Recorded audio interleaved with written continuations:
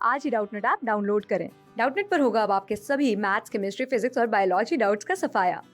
बस अपने क्वेश्चन की फोटो खींचो, उसे क्रॉप करो और तुरंत वीडियो सोल्यूशन पाओ। Download now. इस क्वेश्चन में हमें बोला है कि हमें एक अमीनो एसिड गिवन है ग्लाइसिन। ग्लाइसिन होता है NH2CH2COOH। ठीक है, ये एक्वा सोल्यूशन में प्रीडोमिनेंटली ज्विटर आयन की तरह, मेनली ज्विटर आयन की तरह एग्जिस्ट करता है। ठीक है, हमारे पास ग्लाइसिन के Ka और Kb गिवन है। ठीक है, यानी कि उसके एसिड का डिसोसिएशन कांस्टेंट और उसके बेस का डिसोसिएशन कांस्टेंट गिवन है। ठीक है, लेकिन हमें बोला है कि ये जो Ka और Kb वैल्यू है ये किसके लिए है? ज्विटर आयनिक फॉर्म्स के लिए। ज्विटर आयनिक फॉर्म्स के लिए हमें इनके डिसोसिएशन कांस्टेंट गिवन है। हमें बताना है कि NH2 ग्रुप के लिए Kb क्या होगा, कि NH2 ग्रुप के लिए ग्लाइसिन में Kb क्या होगा। ठीक है, सबसे पहले ग्लाइसिन का अगर हम ज्विटर आयनिक फॉर्म देखें तो ज्विटर आयनिक फॉर्म होती है जिसमें हमारे पास पॉजिटिव चार्ज भी होता है और नेगेटिव चार्ज भी होता है।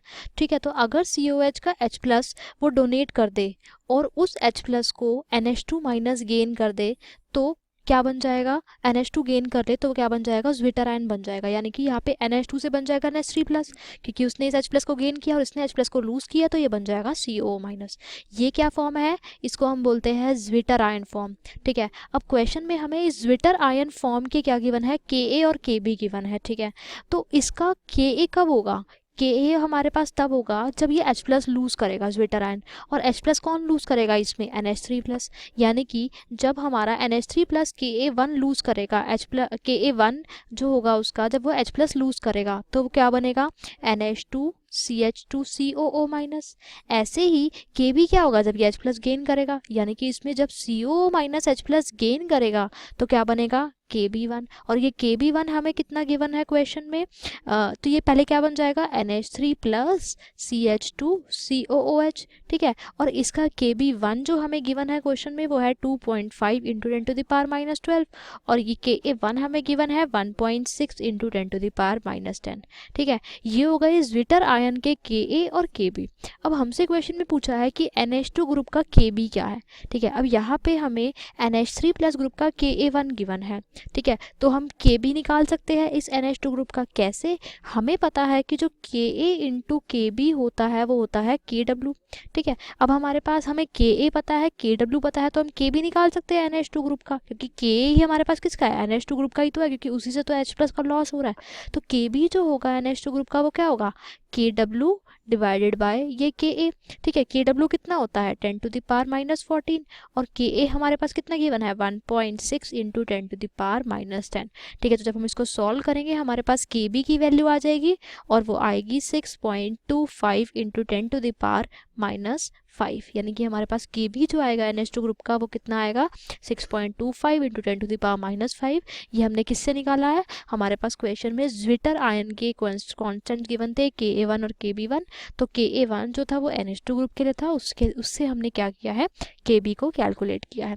ठीक है, तो अगर हम अपने ऑप्शंस में देखें तो ऑप्शन सी जो है हमारा क्या है? करेक्ट ऑप्शन है। अब हम आते हैं हमारे नेक्स्ट क्वेश्चन पे। नेक्स्ट क्वेश्चन में वो बोल रहा है कि ग्लाइसिन का जो एक्वस सॉल्यूशन है उसकी pH क्या होगी। ठीक है, अब हमें पता है कि जो ग्लाइसिन होता है वो अपने एक्वस सॉल्यूशन में प्रीडोमिनेंटली किस फॉर्म में एग्जिस्ट करता है? ज्विटर आयन फॉर्म में एग्जिस्ट करता है। ठीक है, तो ज्विटर आयन फॉर्म में एग्जिस्ट करने के बाद, ठीक है, अब ग्लाइसिन जो होता है वो होता है NH3+ CH2COO-। ठीक है, अब ये इसमें एक क्या है? एक वीक बेस है और एक वीक एसिड भी प्रेजेंट है। यहाँ पे एक वीक एसिडिक ग्रुप भी है और एक वीक बेसिक ग्रुप भी है।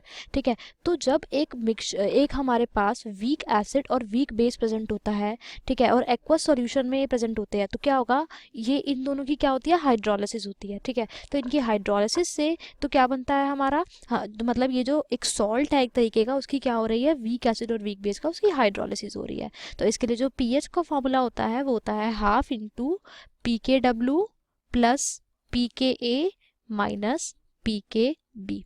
ठीक है, अब हमें क्या निकालना है, पीएच निकालनी है। ठीक है, तो ज्विटर आयनिक फॉर्म में हमें पीके डब्ल्यू पता है हमें कितना होता है, 14 होता है। ठीक है, तो ज्विटर आयनिक फॉर्म में पीके ए और पीके बी, अब पीके ए हमारे पास क्वेश्चन में गिवन है 9.8 और पीके बी हमारे पास क्वेश्चन में गिवन है 11.6। जैसे अगर हम क्वेश्चन में देखें तो यहाँ पे पीके ए है हमारे पास 9.8 और पीके बी है 11.6। ठीक है, तो हम पीएच कैलकुलेट कर सकते हैं अब। ठीक है, तो जो इसको पुट करेंगे जब हम वैल्यूज, तो जब हम सॉल्व करेंगे हमारे पास जो पीएच की वैल्यू इसमें आएगी वो आएगी अराउंड 6.1। ठीक है, हमारे पास जो इसको सॉल्व करने पर जो पीएच आएगा वो आएगा 6.1। ठीक है, तो अगर हम अपने ऑप्शंस में देखते हैं तो इनमें से ऑप्शन सी जो है हमारा क्या है, करेक्ट ऑप्शन है। ठीक है, तो इस तरीके से हमने क्या किया है, पहले हमने ज्विटर आयनिक फॉर्म से जो केबी है पर्टिकुलर ग्रुप का वो कैलकुलेट किया है, फिर हमने पीएच कैलकुलेट करी, क्योंकि ग्लाइसिन क्या होता है, ग्लाइसिन में हमारे पास एक वीक एसिडिक ग्रुप भी है और एक वीक बेसिक ग्रुप भी है। तो इस तरीके से ये क्या कर रहे हैं, एक तरीके से सॉल्ट बना रहे हैं एक्वा सॉल्यूशन में,